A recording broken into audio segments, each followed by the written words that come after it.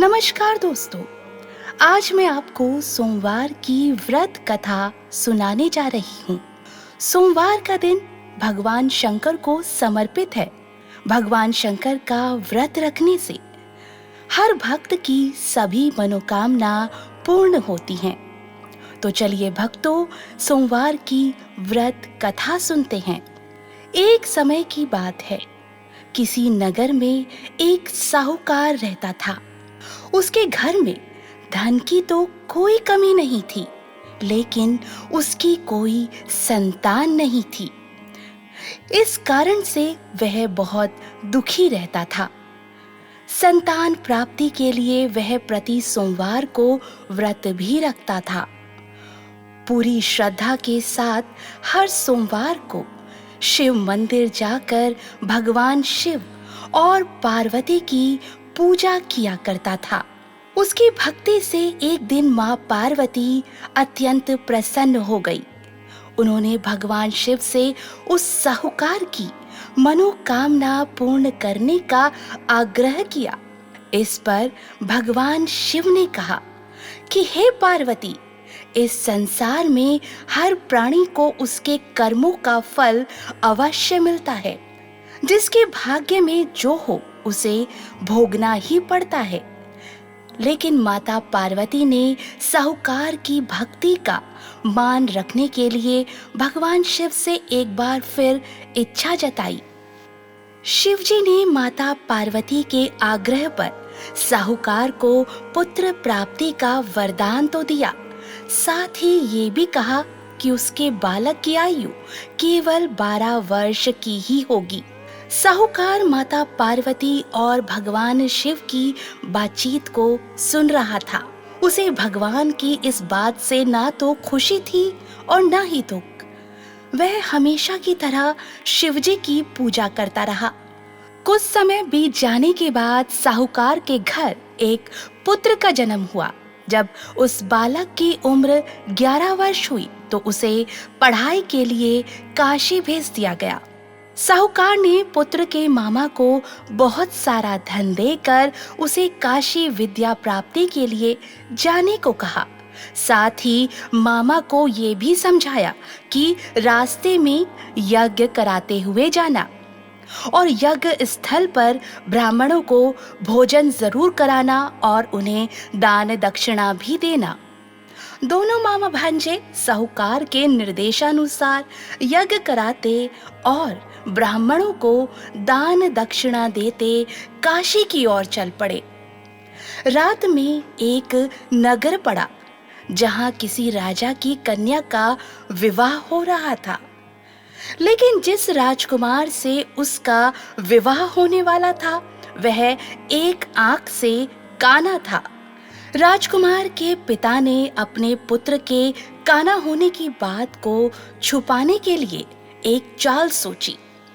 साहूकार के पुत्र को देखकर उसने सोचा, क्यों ना इस लड़के को दूल्हा बनाकर राजकुमारी से विवाह करा दूं। विवाह के बाद इसको धन देकर विदा कर दूंगा, फिर राजकुमारी को अपने नगर ले आऊंगा। इसी तरह वह साहूकार लड़के को दूल्हे के वस्त्र पहनाकर राजकुमारी से विवाह करा देता है। लेकिन साहूकार का पुत्र ईमानदार था। उसे ये बात अच्छी नहीं लगी। उसने मौका मिलते ही राजकुमारी की चुन्नी के पल्ले पर लिख दिया कि तुम्हारा विवाह तो मेरे साथ हुआ है, लेकिन जिस राजकुमार के साथ तुम्हें भेजा जाएगा वह एक आंख से काना है। मैं तो काशी पढ़ने जा रहा हूँ। जब राजकुमारी ने चुन्नी पर लिखी बातें पढ़ी तो उसने अपने माता पिता को सारी बात बताई। फिर राजा ने अपनी पुत्री को विदा नहीं किया, बारात को वापस लौटा दिया। दूसरी ओर मामा के साथ साहूकार का पुत्र काशी पहुंच गया। वहां जाकर उन्होंने यज्ञ किया। जब लड़के की आयु 12 साल की हुई, उसी दिन यज्ञ रखा गया। लड़के ने इस दौरान अपने मामा से कहा कि मामा, मेरी तबीयत आज कुछ ठीक नहीं लग रही है। मामा ने उसे अंदर जाकर कहा कि सो जा बेटा, अंदर जाकर सो जा।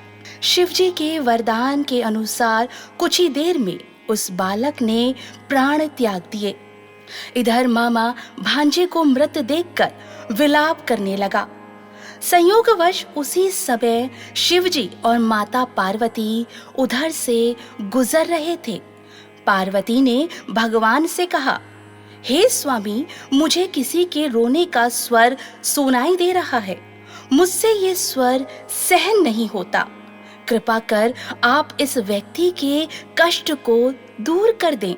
जब शिवजी उस मृत बालक के समीप गए तो बोले कि ये तो उसी साहूकार का पुत्र है जिसे मैंने 12 वर्ष की आयु का वरदान दिया था। अब इसकी आयु पूरी हो चुकी है। लेकिन मातृभाव से विभोर माता पार्वती ने कहा कि हे महादेव, कृपा कर इस बालक को और आयु देने की, अन्यथा इसके वियोग में तड़प तड़प कर इसके माता पिता भी मर जाएंगे। माता पार्वती के इतने आग्रह पर भगवान शिव ने बालक को जीवित होने का वरदान दे दिया। शिवजी की कृपा से उस लड़के का पुनः जन्म हुआ। इस तरह शिक्षा समाप्त कर लड़का मामा के साथ अपने नगर की ओर वापस निकल पड़ा। दोनों साथ चलते हुए उसी नगर में जा पहुंचे जहां लड़के का विवाह हुआ था।